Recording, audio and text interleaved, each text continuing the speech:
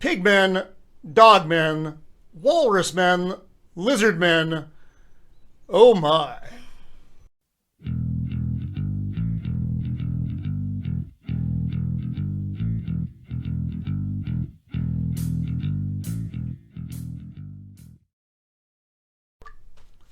Greetings and welcome to Roman of the Empire. I'm your host Roman, and I'm again joined by my co-host Wendy. Hey, Thank you for being here for our final review of the Book of Boba Fett for this season. Happy to end it with you. So this one is called In the Name of Honor.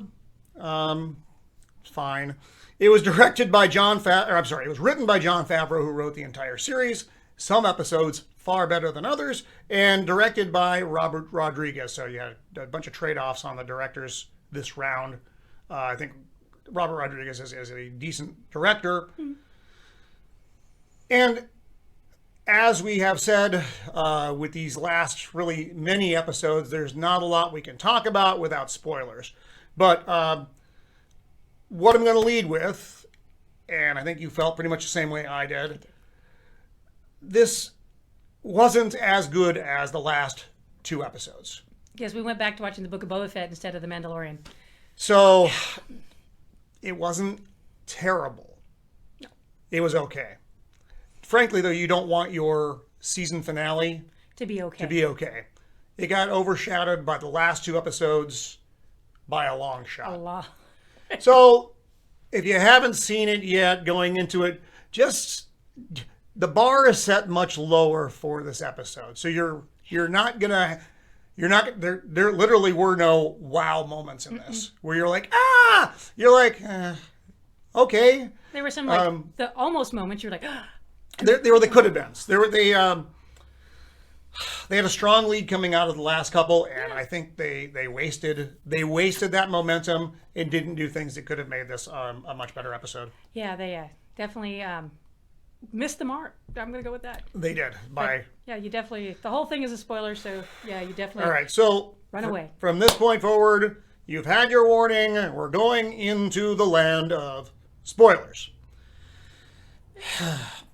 This one picks up basically at the end of the last episode. You saw the sanctuary, which was like the cantina, blow up. It was definitely smoked. There was what I will say, and this is a minor good, no one survived. Yeah, they didn't have the Jennifer Beals tentacle head lady. Oh, yeah. She didn't survive. Which sucks, because I like her. Which, on its own, yes, the butt of it is no one should have survived that blast, and no one did. So that was, at least it was executed well as far as a plot point.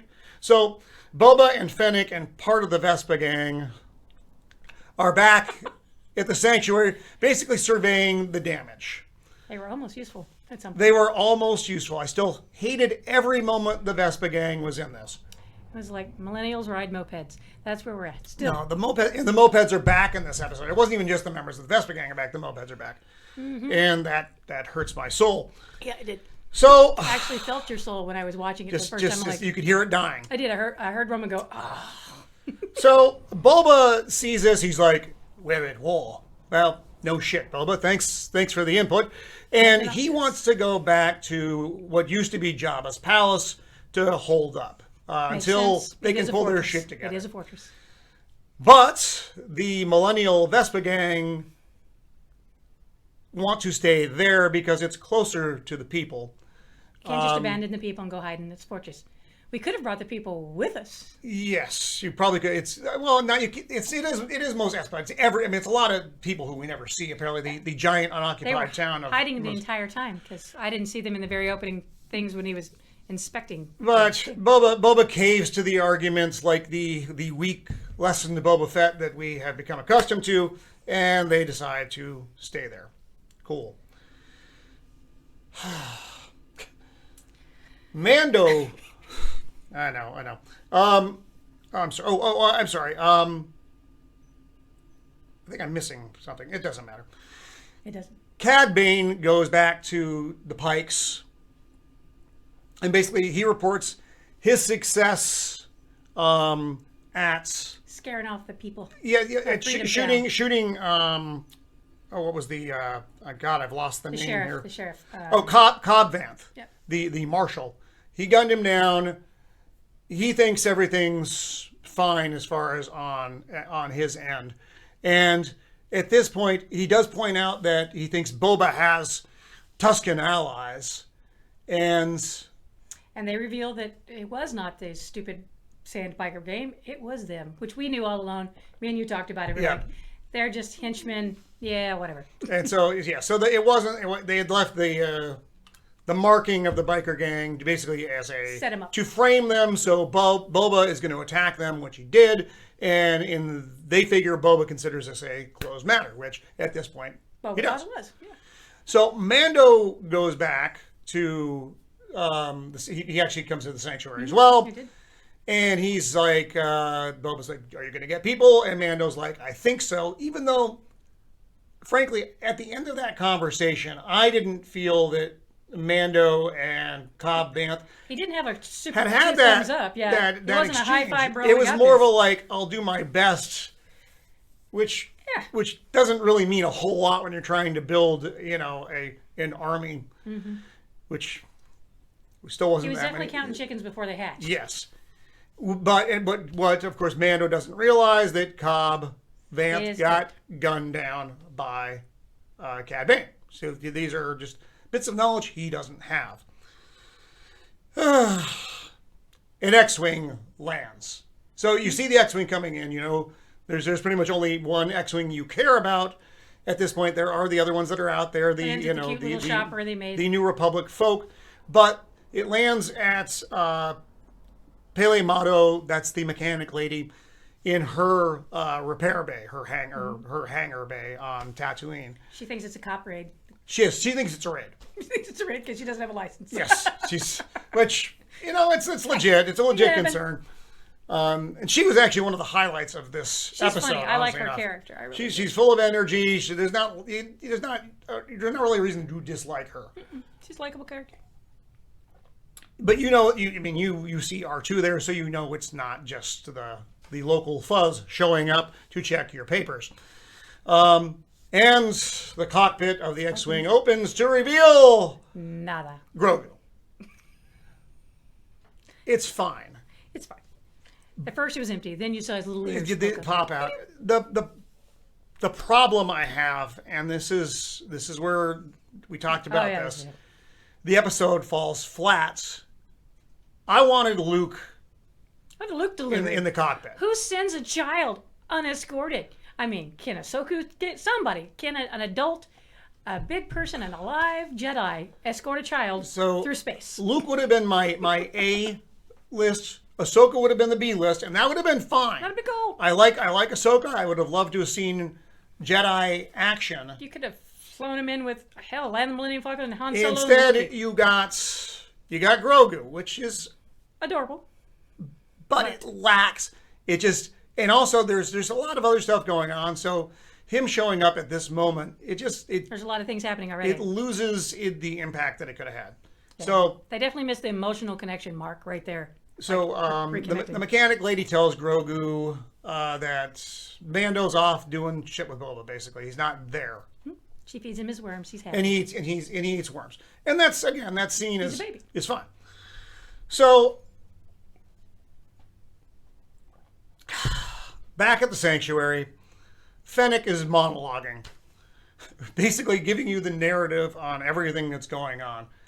Not entirely necessary. You could have had the shots and it would have been fine. You'd have figured it out. She's telling you where all of Boba's troops are around Mos Espa. Watching them. So the Chrysanthemum, the big Wookiee fellow, the Wookiee bounty hunter, warrior, gladiator, to call him just a Wookiee fellow seems beneath me. So he's got one section of the town, the pig guy's got another section of the town, and the Vespa gangs are patrolling doing their thing. Here and there. And they're basically keeping an eye out for troop movement. Yeah, they don't want to get surprised when the Pikes show up in force, because that's a coming, and there are just not enough of them left. So Trying not to be obvious. Covert, but yet the bright blue and pink and teal Vespas do kind of stand out in the desert environment yet again. So they don't want to be taken by surprise is the point of having them posted all over town. But yet, by surprise, Cad Bane shows up. Ta-da! So your monitoring system leaves something to be desired. Okay, not very good at it. And Cad Bane is basically throwing out the alternative. You need to pull out and Vacate or you're die. all going to die. Classic Old West scene again. And we have another high noon moment between Boba and Cad Bane. We do. It's definitely And Fennec talks Boba out of the gunfight, saying that it needs to be on his terms at a different time. And Boba, as he usually does, acquiesces. He did. At this point, I went, just when I thought Boba had his balls back. Not so much. Oh, and again, it was fun. Like I said, we had a moment of tension between the two, but then it quickly fades. Cad Bane just basically leaves, and now at this point, Fennec realizes they are going to be. Oh, I'm sorry. I skipped a bit of dialogue that was very important. Cad Bane tells Boba that the Pikes. Well, there were two bits here. He lets him know that the sheriff, the marshal, has been gunned down, and there are not replacements coming. So, and that the Pikes are the ones who killed his Tusken family. Sure did. Okay, so you have these two things hanging out there now. At this moment, Boba should have shot him in the head. Which he didn't. He did. He pulled the new Boba Fett, and Cad Bane just wanders off. So, because they now know that they believe that no reinforcements are coming. No ground troops. Fennec's like, we need to cut the head off the snake. Kill the command and control structure of the Pikes, the Pike leader, essentially. Good strategy. And they will become disorganized, disband, and this thing is not going to, at least it won't go as badly as it could. So she's off. Off she goes. Now, not long after this, you go to the individual Chrysanthemum and the Pigmen and the Vespa gang. The rival gangs have turned on Boba. They did not keep their word. They didn't keep their word. They were not. There were definitely no honor in any of that. No, nope. And they weren't neutral. So they start going after everybody. The Pigmen get pushed off a cliff. Yeah, Pigmen went splat. That was who killed the Pigmen? One of those lizard-looking people. It was the lizard people. The lizard, and then you have the dogmen. I don't remember who was doing this. They attacked Chrysanthemum. Chrysanthemum got attacked, and then the Vespa gang gets attacked by the Walrus people. And they're pinned down. Yep. I'm sighing a lot because I was disappointed here, just in general. So they could have cut off the Vespa kids instead of the pigs. I would have rather. Yes, I like the Pigmen better than the Vespa gang as well. That would have been. I'd be okay with that. In fact, later on, a speeder gets thrown, and I was so hoping it was going to take out the entire Vespa gang. Blow them off. It did not. It's just. Fennec shows up, basically saves the Vespa kids' asses. The millennials were saved by Fennec. So you got basically it's just Mando and Boba and the mayor's former aide.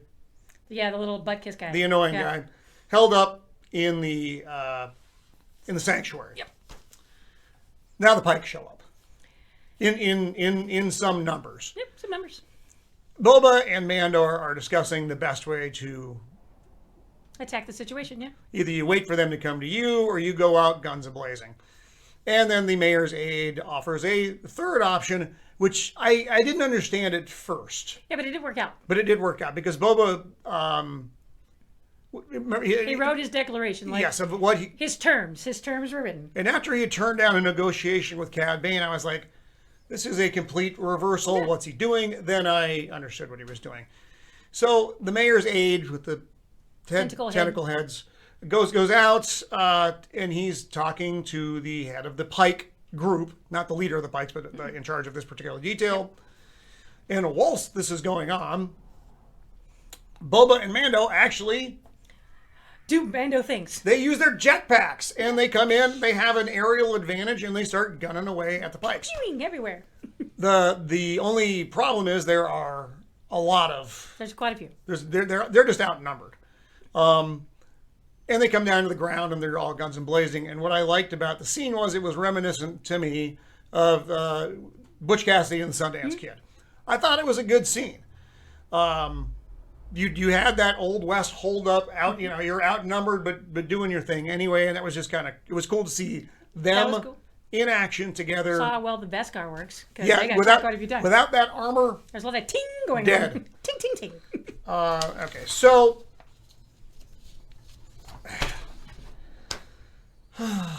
while that's going on, the good people of Freetown actually show up, despite the fact that the marshal got gunned down.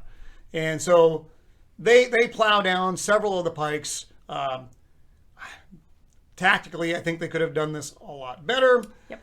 Basically, just pull up their. It's a large transport. It's bigger than a regular speeder because there's a gaggle of them. Not a ton. It's got like a 50 cal on it. It's not a large enough number of people that I would have said like maybe 20 of them. I think. We're good to go. No. It's like, okay. So they park their thing in front of the sanctuary, and everybody's hiding behind it, shooting away. Chrysanthemum actually shows up. He's wounded. He survived. It gets to him. And the Vespa gang show up as well, which is fine. Everybody's there but the 4 pig guys who are at the bottom. So the pig guys are dead, and Fennec is off trying to kill the leader of the pikes. So the guns are going off, and the pikes pull back, and what seems to be a retreat. And everybody's happy for a moment. And then the spider things came. Big ass battle droids. They probably had a specific name. I think, did they call them scorpion droids? I think they're scorpion droids, I'm not sure. They're just things, and They each had, I think it was 4 legs, a rotating turret with 2 big ass guns on top. And like the battle droids from the earlier Star Wars series and from every Clone Wars, Star Wars series, they have a power shield. which your blasters cannot penetrate. Yet for what seems like forever and ever, they keep shooting away. They just keep shooting and shooting and shooting, and the battle droids are blasting away. And it annoyed me. It's like, you know your blaster's no good. You're just kind of wasting shots here. Why are you shooting at it and causing attention to yourself? Just figure out something else. It started off kind of cool, and then it got that fight got boring. Yeah, the fight got like real fast. A Banta walk. Yes. Because you know that they can't do what they need to do. It's just is what it is. I might be mixing up when things happen here, so forgive me if I do it. Right. If you figure out which one I'm getting wrong.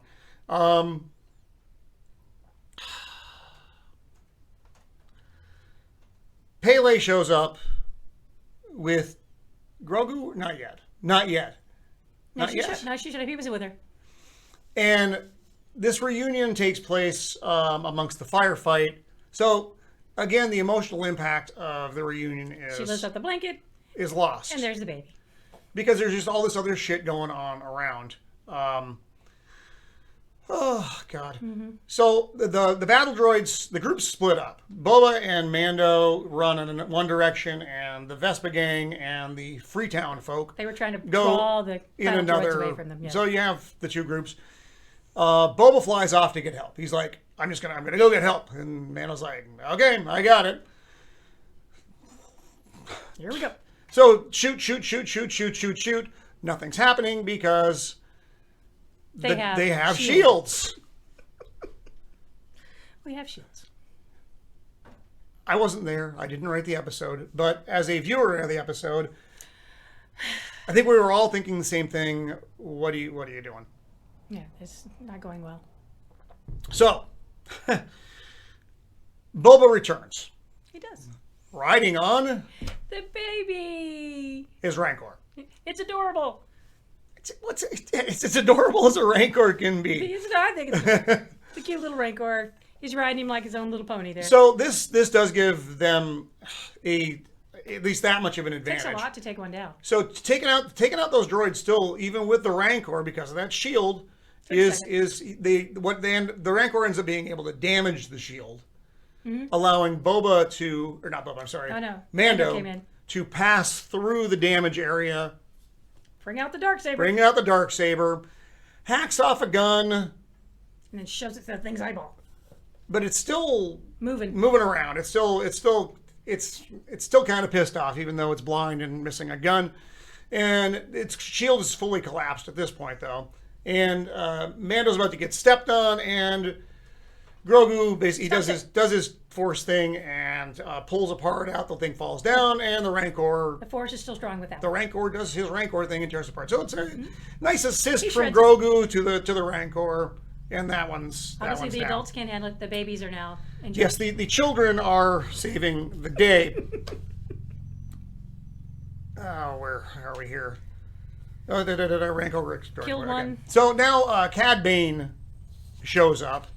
After he killed both of the stupid little things got killed by the Rancor.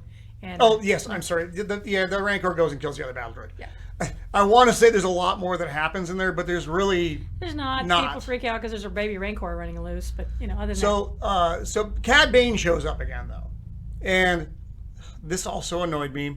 He has a fire bracelet thingy just like Boba and Mando do, and he shoots fire at the Rancor. And it runs away. So it's been fighting a battle droid, getting shot, stabbed, all manner of harm, and he sticks there. He sticks in with it. He's not into flame. But as soon as the fire comes out, he pulls a Frankenstein moment. Fire bad!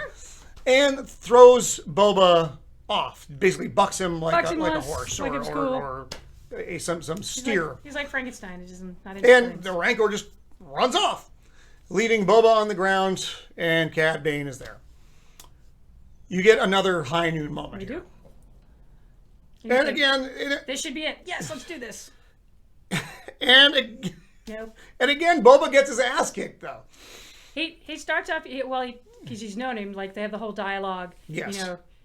You have your father's blood in you, blah, blah, blah. He's known him, calls him a boy, still a boy. For him. Because Cad Bane was very old when they first interacted. He was old. So he said, I'm faster than you.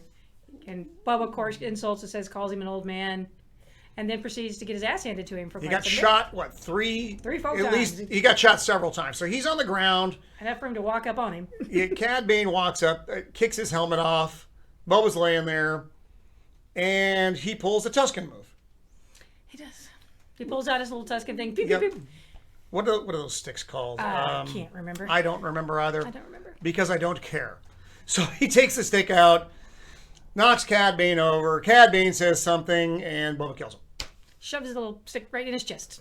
Right in his aorta. And again, I thought this was a bit of an unceremonious send-off for such a cool character. Yeah, this is like the badassest bounty hunter of all bounty hunters.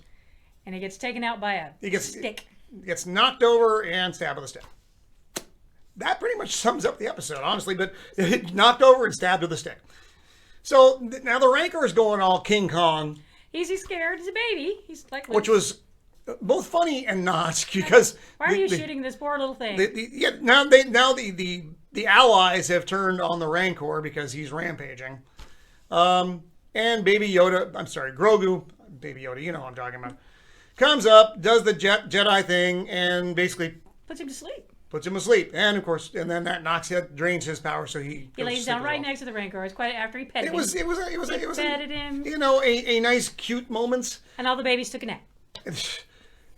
And that was kind of like this episode. All the babies took a nap. This thing was everywhere and nowhere, all at the same time. I didn't think that was possible, but they did that. It was. There was just did it. So we do finally get to see Fennec. In a badass, that was like the best part of the whole movie. Assassin scene, takes out all the gang leaders and the leader of the Pikes and the former mayor. Well, the mayor. They all gone. She killed them. It was a good scene. You got to see her utilize her trade, because you didn't really get to see her do a ton of shit. She did what assassins do. This entire series. And I liked how she strung that one dude. Yes. The little funny hammerhead guy. Woohoo! It was good. That was a good scene. But then after this we go back to Boba Fett and Fennec just walking through the streets. Everybody's grateful. They're all everyone's bowing. friends. Yay. And then he said he were not cut out for this. He did admit this is not something he wants to do. Yes. So why did he start doing it? I don't know. And then Mando and Grogu fly off. I was waiting for... One part, though, he said he needed to go. He was sore he couldn't bow. Remember, he's like that Oh, right side? yeah. He said that the tank was being occupied. Yes, and definitely you don't know. I had assumed he had meant Chrysanthemum, the Wookiee. But you do see who it is. Did you watch all the way? Yes, I Okay. saw it. So there's a super spoiler ahead. Yeah, run away if you haven't already run away. Or don't, because does it really matter? Doesn't really matter. But it doesn't. So really... in the tank is Cobb Vanth, so he's not dead. the Marshal, not dead. Not dead. And that's... I think it's leading for Mando's series. It picks up soon. God, I hope so. So that was the episode. That was it. It was not exciting. It wasn't as bad as 2 through 4. No, there was but it could have been done so much better. Yeah. It's the season finale. You need all the big guns, and they pulled the big guns out in episode 5. Yeah. With the return of Luke and Ahsoka.